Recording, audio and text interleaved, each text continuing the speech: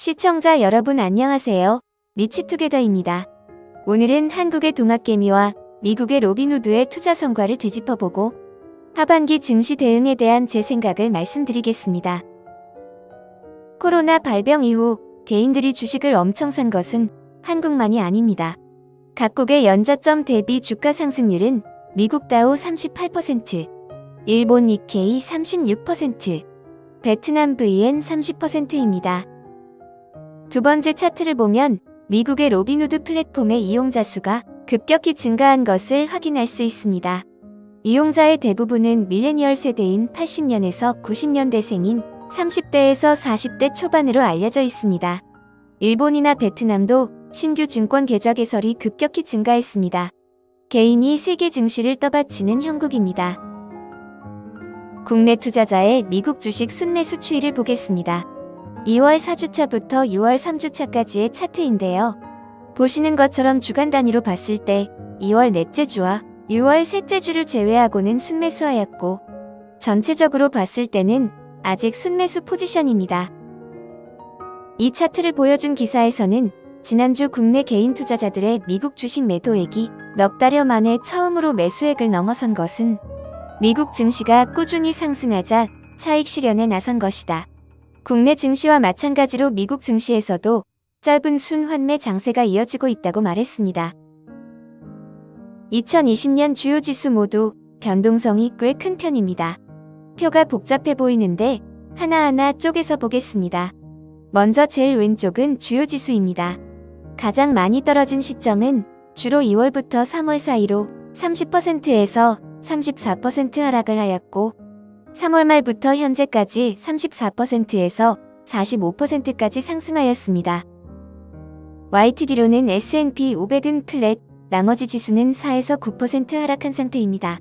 아까 전에 봤던 차트에서 보셨다시피 개인들의 본격적인 매수가 4월 1주차부터 시작되었고 아직 순매수 포지션이니 아직 홀딩 중이라는 얘기고 지수를 투자한 개인은 못해도 30% 이상 먹고 있는 상황으로 요약할 수 있습니다. 로빈후드, 많이 들어보셨지만 생소하신 분이 계실 겁니다. 로빈후드는 브로커리지 회사로 주식거래 플랫폼을 제공하는 회사라고 보시면 됩니다. 수수료가 없고 기존 플랫폼과 비교할 수 없을 정도로 유저 프렌들리해서 젊은 사람들이 많이 이용합니다. 시장이 바닥일 때 로빈후드 사용자가 급증했으니 미국 개미들도 한국 개미들처럼 수익을 낸 상황으로 보입니다. 그러나 모두가 수익을 내고 있는 건 아니죠. 항상 그렇습니다. 옵션 선물 ULW처럼 레버리지를 이용하고 변동성이 크고 만기가 있는 상품은 주의를 요해야 합니다. 개인적으로는 주식시장에서 오랜 기간 동안 훈련이 안 된 분들이라면 이런 상품들은 제껴두시라고 말씀드리고 싶습니다. 특히 이런 장세에서는 말입니다. 왜 그런지 보시겠습니다. 올해 3월부터의 S&P 500 일봉입니다. 플러스 마이너스 2.5% 이상인 날이 엄청 많았죠. 심지어 5% 이상 변동성이 심한 날도 많았습니다. 옵션, 선물, ELW가 땡길 수밖에 없습니다. 그러나 한 방에 훅 갈 수 있습니다. 그러면 본격적으로 하반기 증시 대응에 대한 제 생각을 풀어보겠습니다. 먼저 트레이더 또는 단기 투자자를 위한 대응 방안입니다. 저는 예전에 미국계 증권회사에서 프랍 트레이더로 일한 적이 있습니다. 한번 잘 들어보시기 바랍니다. 월스트리트 큰손들은 증시 하락에 베팅하고 있다고 합니다. 그 유명한 레이 달리오는 뉴욕 증시가 잃어버린 10년을 맞이할 거라고 밝혔습니다. 레이 달리오나 월스트리트 큰손들은 헤지펀드 투자자입니다. 롱숏 전략을 이용하는 분들이니 주가가 오르건 내리건 이분들이 알 바가 아니고 그냥 돈만 벌면 된다고 생각하는 분들입니다. 월가 헤지펀드는 공매도를 준비 중인데 개미들은 계속 사고 있습니다. 엄청난 변동성이 예상됩니다. 예상 시나리오를 말씀드리면 이렇습니다. 헤지펀드가 대규모로 공매도를 하면 주가가 큰 폭으로 떨어지죠. 그런데 개미들이 이에 아랑곳하지 않고 계속 삽니다. 헤지펀드가 견디지 못하고 숏커버링을 해야 합니다. 그러면 주가 시팅이 나오죠. 큰 폭의 상승 하락 국면을 예상하는 이유입니다. 다른 측면에서 봐도 변동성이 클 것으로 예상합니다. 실물 경제는 안 좋지만 유동성 때문에 주가가 오르죠. 유동성과 기업 실적의 지리한 싸움으로 주가가 큰 폭으로 왔다 갔다 할 것 같습니다. 트레이더와 단기 투자자는 변동성 장세를 염두하고 인내심을 가져야 합니다. 인내심에 대한 해석은 조금 이따가 말씀드리겠습니다. 다음으로 여유자금으로 투자하는 투자자가 고려해 볼 만한 하반기 증시 대응책입니다. 버핏 지수라 불리는 GDP 대비 시총입니다. S&P 500 기준으로 보면 현재 145% 수준으로 버핏이 말한 고평가 구간에 있습니다.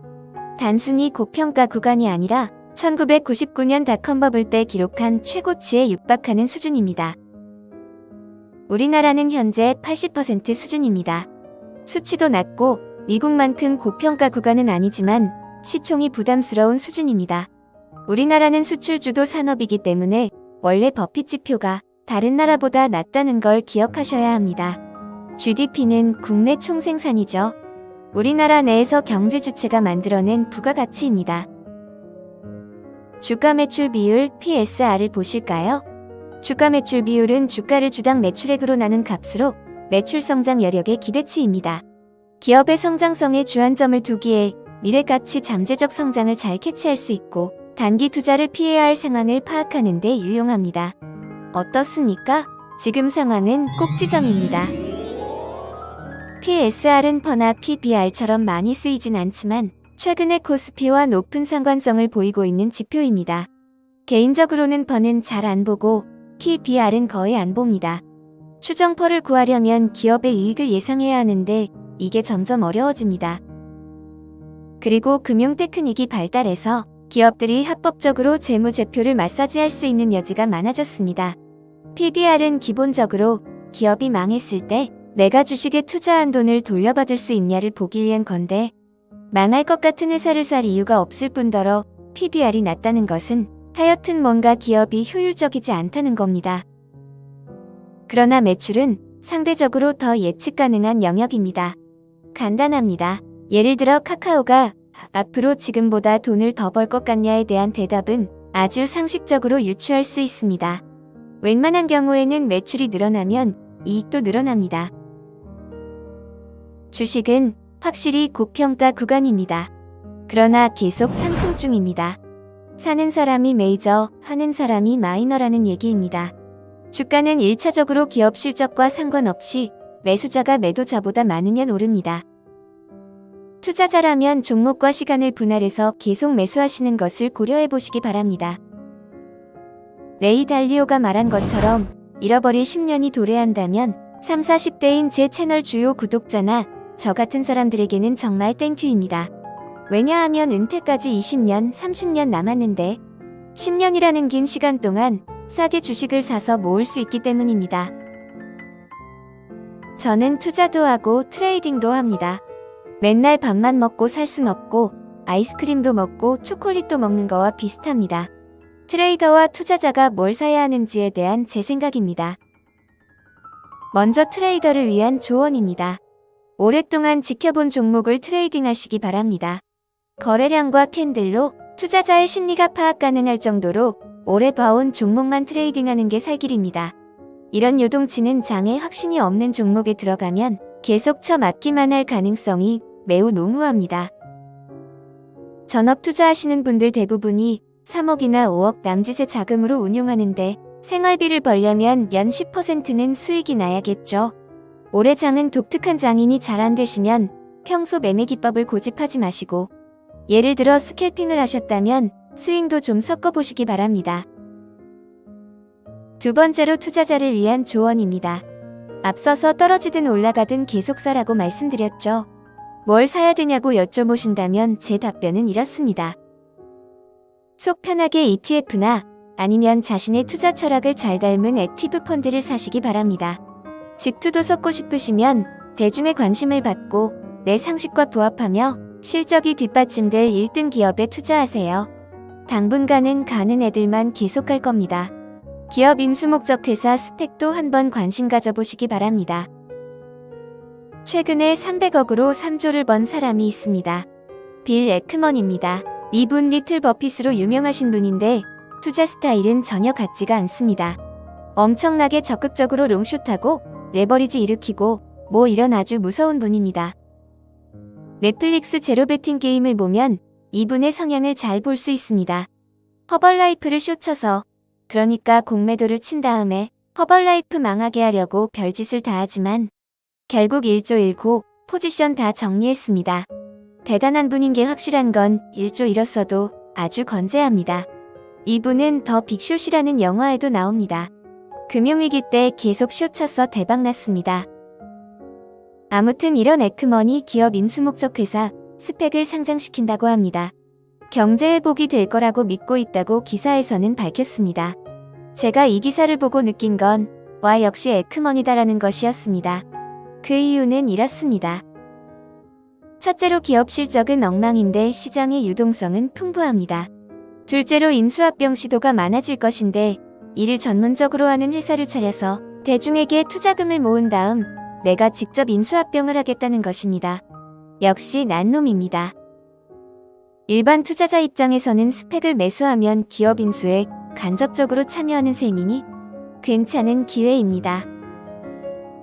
네이버에 스펙을 검색해보시면 우리나라에 상장된 기업들이 리스트업되니 한번 참고해보시기 바랍니다. 월스트리트 저널에서는 금융과 경제가 흉흉하면 딜메이커에게 기회가 온다고 했습니다. 현대백화점도 포스트 코로나 발전 전략으로 M&A를 시도한다고 밝혔습니다. 2020년 하반기 대응을 요약하겠습니다. 트레이더는 인내심을 가지고 오랫동안 지켜본 종목을 트레이딩해라. 투자자는 종목과 시간을 분할해서 계속 사라. 오늘 영상도 도움이 되었다면 좋아요와 구독 부탁드립니다. 항상 감사합니다.